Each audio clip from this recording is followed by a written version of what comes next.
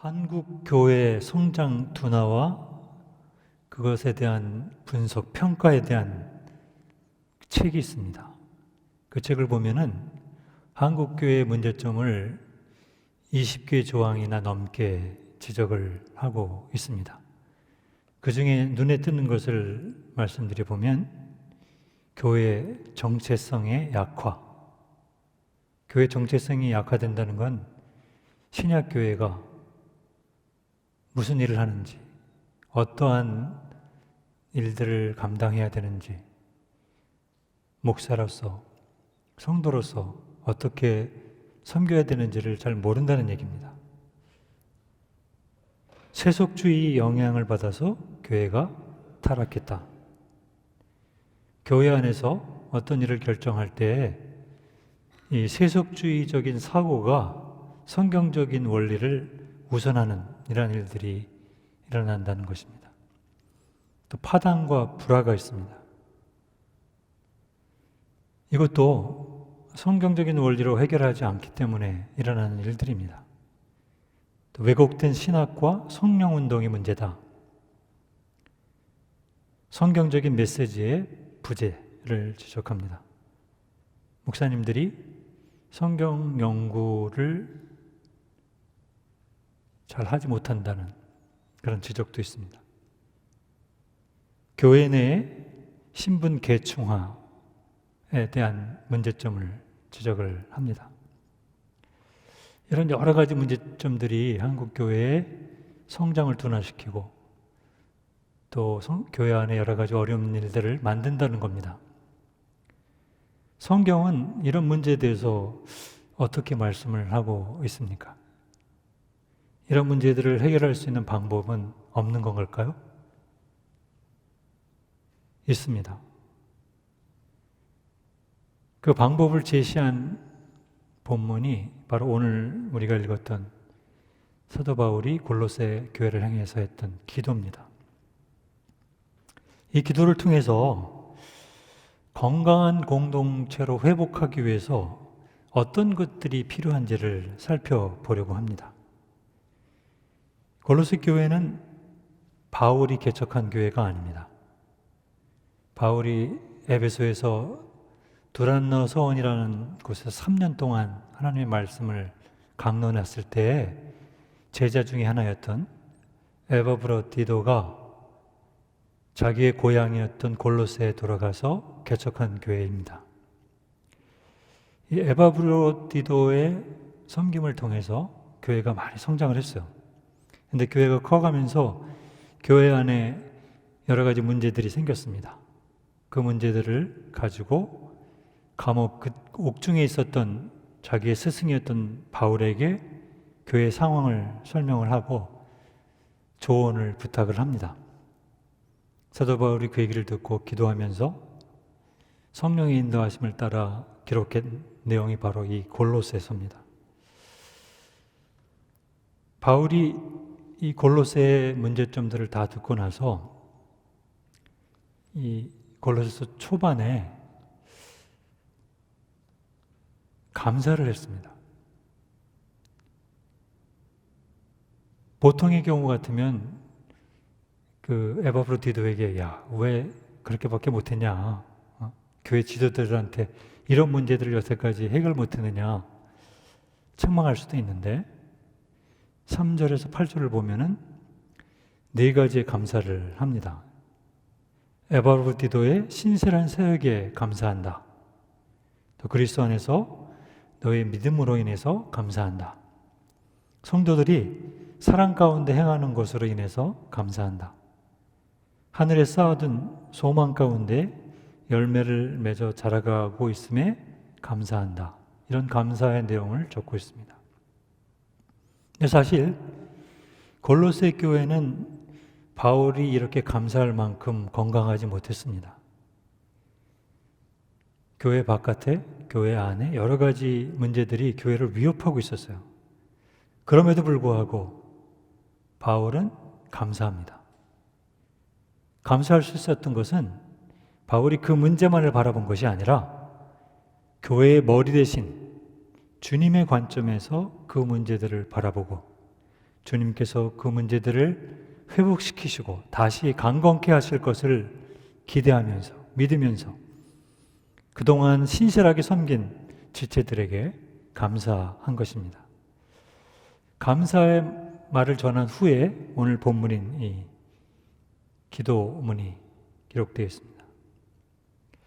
바울은 이 기도를 통해서 골로새 교회의 문제를 극복할 아주 중요한 자세, 중요한 원리를 이야기하고 있습니다. 바울이 이 골로새 교회가 다시 건강한 교회로 회복되기 위해서 무엇을 기도했습니까? 기도의 핵심은 두 가지입니다. 첫 번째는 9절에 있습니다. 하나님의 뜻을 아는 것으로 채워라.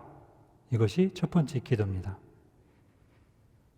하나님의 뜻을 바로 이해하는 것이 필요하다는 것입니다.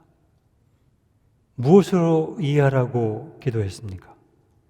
모든 지혜와 총명으로 하라. 여기서 언급된 이 모든 지혜와 총명이라는 의미는 하나님의 말씀 해석을 위한 이해력, 판단력, 통찰력, 이것을 말합니다. 주님께서 우리에게 주셨던 이해력과 판단력과 통찰력을 다 동원해서 하나님의 말씀을 바로 분별하는 것이 필요하다는 겁니다. 여기에 이 하나님의 뜻이라는 의미는 하나님께서 말씀을 통해서 주셨던 우리의 삶의 목적, 그리고 인도하심, 하나님의 뜻을 진행하는 이 모든 것들을 의미합니다. 바울이 왜 이 골로새 교회를 향해서 기도의 시작을 하나님의 말씀에 대한 통찰력을 가지고 하나님의 뜻을 아는 것으로 채우라고 했을까요? 우리가 하나님의 뜻과 목적을 분명하게 이해하지 못하면 교회의 문제들을 바로 해결할 수가 없습니다. 인간의 방법으로 해결하려고 하다가 더 큰 문제를 만들 수밖에 없습니다. 그 결과로 건강한 교회를 세워갈 수도 없어요. 골로새서 2장 16절에서 19절에 보면은 이 골로새 교회 안에 있었던 문제들을 언급을 하고 있습니다. 그 당시 이 골로새 도시는 헬라 문화와 또 헬라 철학과 결합해서 만들어낸 혼합주의적인 유대교가 존재했습니다. 이들은 구원을 얻기 위해서는 믿음으로만 되지 않고 행위를 반드시 포함시켜야 된다고 가르쳤습니다. 천사를 숭배하고 절기를 지키고 해와 달을 섬기고 축제일을 강조했습니다. 음식에 대한 규정을 만들고 엄격한 금욕주의를 지켰습니다. 그런데 이러한 사람들이 교회 안에 들어와서 문제를 일으키기 시작했어요. 이 거짓 교사들이 이런 말씀을 가르치면서 교회 안에 문제가 생기기 시작한 겁니다. 이런 거짓 가르침으로 인해서 복음이 위협받고 복음의 메시지가 변질되는 이런 상황이 생긴 것입니다. 사실 이러한 위협은 초대교회만 있었던 것이 아니에요. 교회사 속에 계속 존재했습니다. 사탄은 끊임없이 성도들이 건강하게 성장하는 것을 방해하고 교회가 건강해서 하나님의 나라를 왕성하게 전파하는 것을 방해합니다. 그래서 힘을 잃게 하기 위한 다양한 방법을 동원해서 공격을 합니다. 현대는 미디어의 발달로 인해서 그 어느 때보다 종교적, 문화적 혼합주의가 빠르게 진행되고 있습니다. 여러분 잘 아는 이 WCC, 에큐메니컬 운동도 그 중에 하나입니다. 처음에는 교파를 초월해서 연합해서 교회를 일치한다는 생각으로 출발을 했는데 이것이 점차 시간이 지나면서 종교 간의 담을 헐고 모든 종교를 하나로 통합하는 그런 방향으로 나가고 있습니다. 예수를 믿어서 구원받는 이 복음을 희석시키고 결과적으로는 교회를 위협하는 그런 운동이 돼가고 있습니다. 여러분 요즘에 그 뉴에이지 운동이라는 말 들어보셨습니까? 지금 현대에는 이 뉴에이지 무브먼트가 다양한 형태로 현대 문화에 침투해 있습니다. 책이나 영화나 음악이나 이런 것들을 통해서 모든 신들은 동등하다 이렇게 세뇌를 시킵니다. 더 나아가서는 우리 각 개인도 신이 될 수 있다라고 가르칩니다. 이 뉴 에이지 무브먼트의 그 최고의 목표가 뭐냐면 인간 스스로가 행복을 추구하는 것이다 라고 말합니다. 죄에 대한 개념도 무너뜨려서 삶의 절대적인 기준을 없애고 자신이 원하는 것을 하도록 만듭니다. 네 인생의 주인은 너다. 뭐든지 할 수 있다. 이렇게 가르칩니다. 또 이 뉴에이지 운동은 반핵이나 반전, 평화운동, 자연보호, 명상, 요가, 마인드 컨트롤, 최면술, 자기암시, 인권, 특별히 이 동성애 지지 이런 그 대중의 흥미를 유발시켜서 결과적으로는 반기독교 운동을 하고 있습니다. 큰 효과를 지금 보고 있어요. 성도들도 그러한 그 뉴에이지 무브먼트에 경각심을 갖지 않고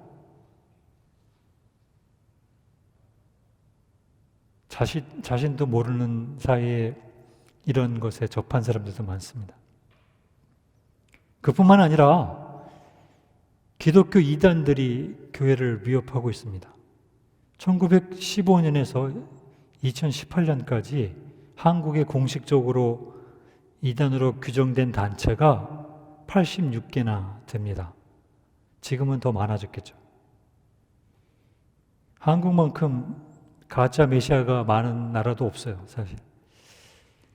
이런 이단들의 변하지 않는 특징이 있습니다. 그것은 잘못된 성경 해석을 통해서 진리가 아닌 거짓을 믿게 만드는 것입니다.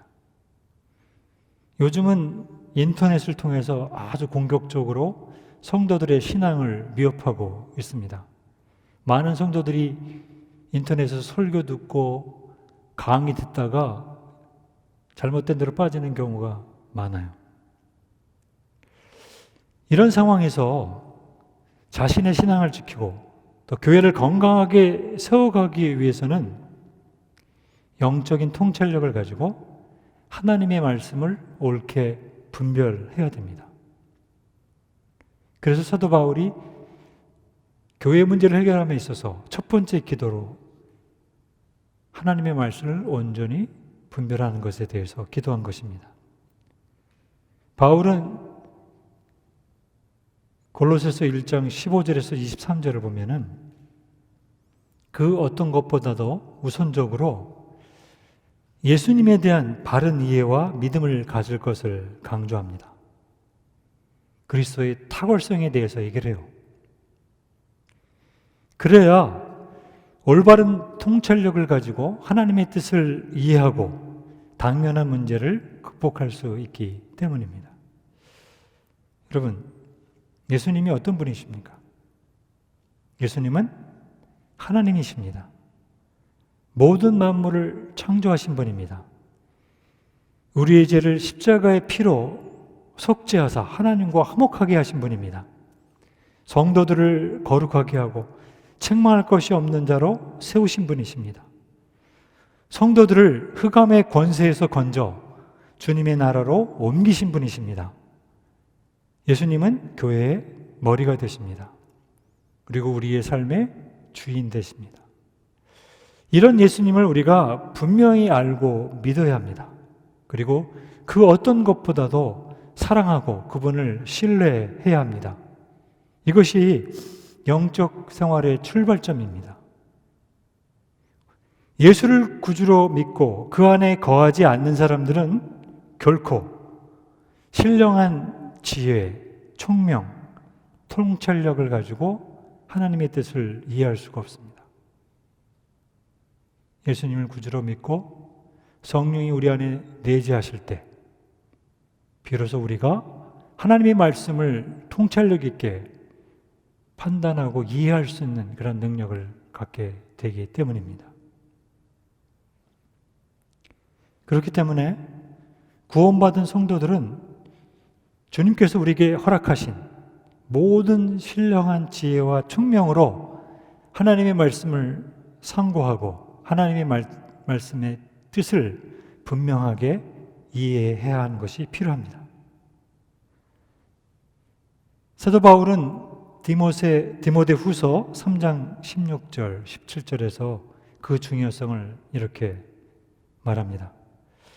모든 성경은 하나님의 감동으로 된 것으로 교훈과 책망과 바르게 함과 의로 교육하기에 유익하니 이는 하나님의 사람으로 온전케 하며 모든 선한 일을 행할 능력을 갖추게 하려 함이라. 하나님의 말씀 속에 이런 귀한 것들이 포함이 되어 있습니다. 성도로서 온전케 살아갈 수 있는 그 모든 것들을 제공합니다. 그리고 주님을 향해서 선한 일을 할 수 있는 능력을 공급해 주는 것도 바로 하나님의 말씀입니다. 그렇기 때문에 모든 성도들은 하나님의 말씀을 분별해야 하는 것입니다. 그래서 바울이 자기의 믿음의 아들이었던 디모데에게 이렇게 당부합니다. 디모데후서 3장 13절 14절에 보면 무릇 그리스도 예수 안에서 경건하게 살고자 하는 자는 박해를 받으리라. 악한 사람들과 속이는 자들은 더욱 악하여져서 속이기도 하고 속기도 하느니 그러나 너는 배우고 확신한 일에 거하라. 말세가 되면 될수록 거짓 교사들이, 거짓 선자들이 많이 나타나서 귀를 즐겁게 해서 진리에서 떠나게 한다고 경고했습니다. 그렇기 때문에 사도 바울도 자기 사랑하는 아들, 믿음의 아들이었던 디모데에게 당부한 거예요. 너는 배우고 확실한 일에 거하라. 여러분 얼마나 하나님의 말씀을 사모하고 그 말씀을 알기를 원하고 알고 난 다음에 확실한 일에 거하고 계십니까?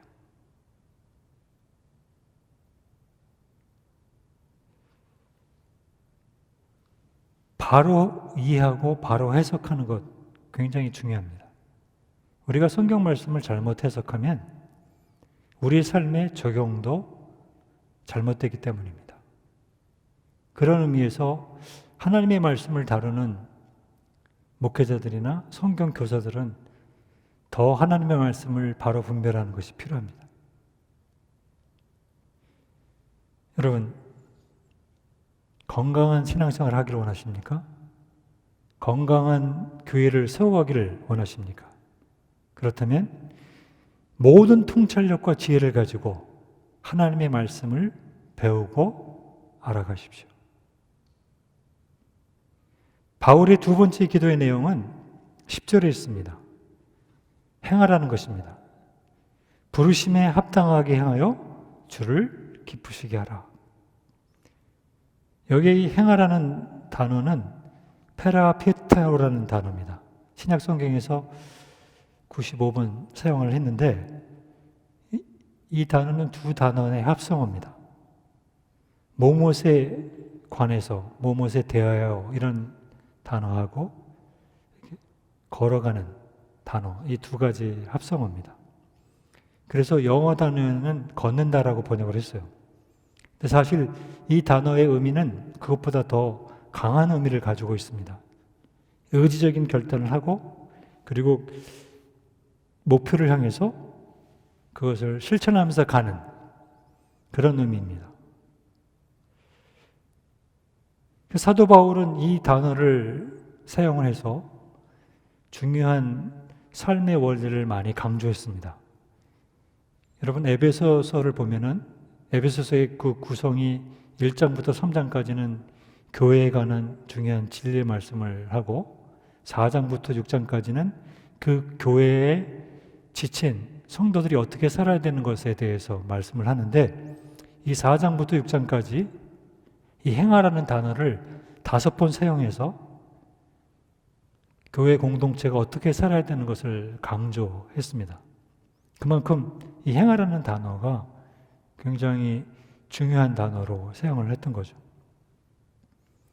근데 오늘 이 바울의 기도 속에 이 2번째 기도의 내용에 행하라는 이 부정사에 4개의 분사가 연결되어서 어떻게 행하는 것을 구체적으로 설명을 하고 있습니다. 행하라에 연결된 첫 번째 분사는 이 10절 하반부에 있습니다. 모든 일에 선한 열매를 맺는 것입니다. 하나님의 말씀을 행하면서 모든 일 가운데 선한 열매를 맺어라. 그 얘기입니다. 근데 여기 선한 열매라는 것은 복수형이 아닌 단수형을 사용을 했습니다. 그 의미는 우리가 하나님의 뜻을 이해하고 난 다음에 그 이해한 내용을 실천할 때 각각 개인의 삶 가운데서 열매를 맺는 것을 의미합니다. 우리 교회 지체들이 하나님의 말씀을 깨달을 때마다 그 말씀을 삶 가운데 실천함으로 선한 열매를 맺는다면 삶이 바뀔 것입니다. 공동체가 바뀔 거예요. 그래서 문제가 해결되고 회복될 것입니다. 바울이 얘기한 이 선한 열매가 뭘까요? 바울은 이 골로새서 3장에서 선한 열매를 맺기 위한 구체적인 적용들을 설명을 하고 있습니다. 거기에 보면은 부정적인 권면, 또 적극적인 권면이 있는데 한번 살펴보겠습니다. 5절에 보니까 선한 열매를 맺기 위해서 하지 말아야 될 게 있습니다. 땅에 있는 지체를 죽이라. 곧 음란과 부정과 사욕과 악한 정욕과 탐심이니 탐심은 우상숭배라. 이것들을 하지 말라는 거죠. 선한 열매를 맺기 위해서. 또 8절 9절에 보니까 이제는 너희가 이 모든 것들을 벗어버리라. 곧 분함과 노염과 악의와 비방과 너의 입에 부끄러운 말이라. 너희가 서로 거짓말을 하지 말라. 옛사람과 그 행위를 벗어버리라. 선한 열매를 맺기 위해서 하지 말아야 될 것들을 얘기를 합니다. 또 12절에서 14절에 보니까 긍정적인 권면이 있습니다. 너희는 하나님이 택하사 거룩하고 사랑받는 자처럼 긍휼과 자비와 겸손과 온유와 오래 참음을 옷 입고 누가 누구에게 불만이 있거든 서로 용납하여 피차 용서하되 주께서 너희를 용서하신 것 같이 너희도 그리하고 이 모든 것 위에 사랑을 더하라. 이는 온전하게 매는 띠니라. 공동체가 하나가 되게 하기 위해서 이러한 일들을 하라는 거죠. 우리의 삶 가운데서 이런 선한 열매들이 맺혀진다면 인간관계가 회복이 될 겁니다. 다툼이 그치게 될 것이고 비방이나 거짓말하는 것들이 없어지게 될 것이고 그 안에 우리가 서로서로 사랑한다면 주님께서 원하시는 그런 건강한 공동체 그 모습으로 회복이 될 것입니다. 예수님께서 마태복음 7장 20절에서 21절에 보면은 삶 가운데서 이런 선한 열매가 없는 그런 삶은 가짜다. 이렇게 경고하셨습니다. 여러분이 잘 아는 말씀일 텐데 제가 한번 읽겠습니다. 이러므로 그들의 열매로 그들을 알리라. 나더러 주여 주여 하는 자마다 다 천국에 들어갈 것이 아니요 다만 하늘에 계신 내 아버지의 뜻대로 행하는 자라야 들어가리라. 여기서 강조한 게 뭡니까? 내 아버지의 뜻대로 행하는 자가 하나님의 자녀요, 교회의 지체요, 예수님의 제자라는 말입니다. 이 행하라는 근데 연결된 두 번째 분사는 지속적으로 자라는 것입니다. 하나님을 아는 것으로 지속적으로 자라라 그랬습니다. 근데 바울은 이것을 현재 분사 수동태를 사용을 했어요. 문법적인 의미에서 이 현재 분사는 어떤 시점으로부터 계속해서 진행되는 것을 의미합니다. 무슨 얘기입니까? 우리가 예수 믿고 구원받은 그 순간부터 계속해서 하나님 부르시는 그날까지 하나님의 말씀을 알아가면서 우리의 신앙이 성장되는 것, 이것이 지속돼야 된다는 거죠. 뭐를 통해서? 행함을 통해서. 근데 여기 수동태를 사용을 했습니다. 헬라 성경에서 능동태와 수동태의 차이점은 주로 어떻게 차이가 나냐면 하나님께서 우리를 위해서 무엇인가를 해줄 때는 수동태를 사용합니다. 근데 우리가 주님을 위해서 뭔가를 할 때는 능동태를 사용을 했어요. 여기서 수동태를 사용한 것은 성장을 하게 하시는 주체가 내가 아니라 하나님이라는 것입니다. 우리가 하나님의 말씀을 바로 분별하고 행할 때 우리의 영적인 신앙이 계속적으로 성장하게 하시는 분이 누구냐? 바로 하나님이시라는 거죠.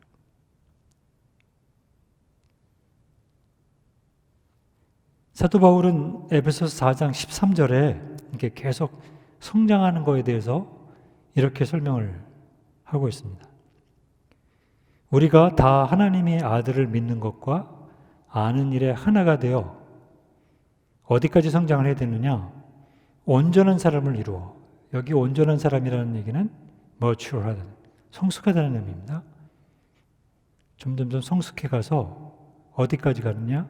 그리스도의 장성한 분량이 충만하는 데까지 이르는 것이다. 우리 성도들이 하나님의 말씀을 분별하고 그 말씀을 행하면서 우리의 신앙이 자라야 되는데 어디까지 자라야 되느냐? 그리스도의 성품, 예수님을 닮아가야 되는 거죠.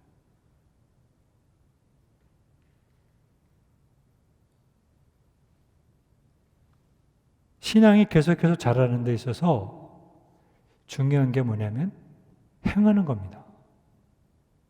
많은 경우에 있어서 행하지 않고 배우기만 하고 듣기만 하면 머리만 커져가지고요. 일꾼이 돼야 되는데 일감밖에 안 되는 거예요. 고약한 거죠.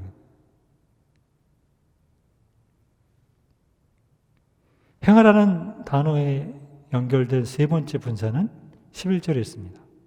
하나님의 힘으로 능하게 하는 것입니다. 여기서 말하는 그 힘은 신약 성경에 12번 사용됐습니다. 그런데 이 12번 모두 다 하나님의 능력을 나타낼 때 사용을 했어요. 이 능한다는 단어의 뜻은 권한을 부여한다, 강하게 한다 이런 의미입니다. 바울은 이것을 2인칭 복수로 사용해서 하나님께서 모든 성도들에게 계속해서 하나님의 힘을 공급하는 것을 강조하고 있습니다. 무슨 얘기입니까? 우리가 하나님 말씀을 이해하고 그 말씀을 삶 가운데 적용하면 그 적용하는 그 모든 시간 가운데 하나님께서 하나님의 능력, 하나님의 힘을 주신다는 거예요. 우리가 왜 하나님의 능력을 경험하지 못합니까? 왜 하나님의 살아계심을 경험하지 못합니까? 그 이유는 부르심에 합당하게 행하지 않기 때문입니다. 이 11절 후반에 보면 하나님이 공급하시는 우리가 힘을 가지고 하나님 말씀을 행하게 되면 어떤 상황이 벌어지냐면 기쁨 가운데 모든 겸손과 오래 참음으로 하나님의 말씀을 실행할 수 있게 하신다는 거예요. 이 얼마나 귀한 약속의 말씀입니까? 우리가 하나님 말씀을 실행할 때 힘들고 어려운 일 많이 만나요. 그때마다 하나님께서 힘을 주셔서 모든 걸 다 견뎌내게 하시고 그 안에서 인내함으로 오래 참음으로 하나님의 뜻이 성취될 수 있도록 힘을 주신다는 겁니다.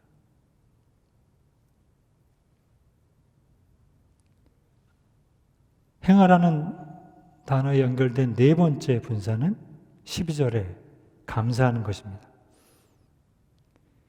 바울은 우리가 하나님 말씀을 분별하고 계속해서 행하는 것에 대해서 동기부여를 이 네 번째 분사를 통해서 하고 있습니다. 무엇에 대해서 감사를 하느냐? 빛 가운데서 성도의 기업을 받게 하신 하나님께 감사하라. 그 얘기입니다.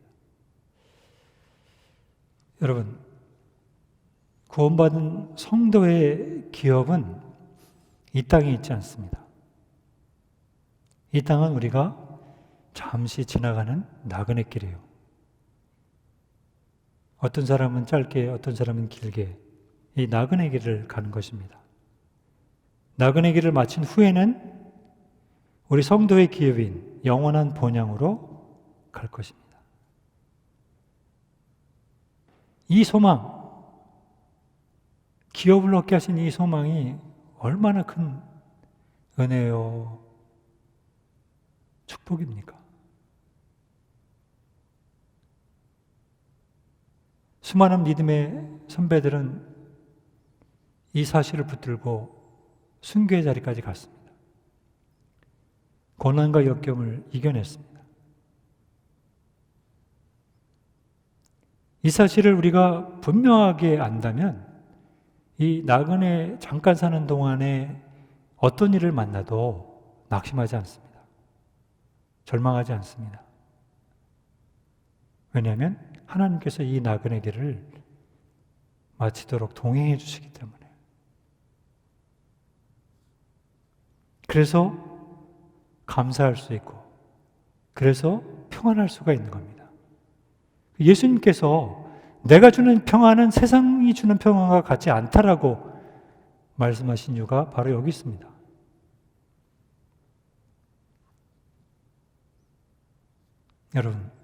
여러분 개인이 건강한 성도로 주님을 섬기기를 원하십니까? 건강한 공동체로 세워가기를 원하십니까? 그렇다면 골로새 교회를 향한 이 사도 바울의 기도가 나의 기도가 되어야 되고 나의 삶에 적용이 되어야 됩니다. 그래야 건강한 성도로서 건강한 교회를 세워갈 수가 있습니다. 건강한 교회는 말로는 절대 할 수 없어요. 구호로도 할 수 없습니다. 아무리 좋은 표어를 만들어도 할 수 없어요. 공동체를 구성하고 있는 개인이 하나님 앞에서 건강한 성도로 살아가면서 머리 대신 주님께 순종하고 복종할 때에 비로소 건강한 교회로 세워져 갈 수 있고 모든 문제를 해결하고 회복될 수가 있는 것입니다.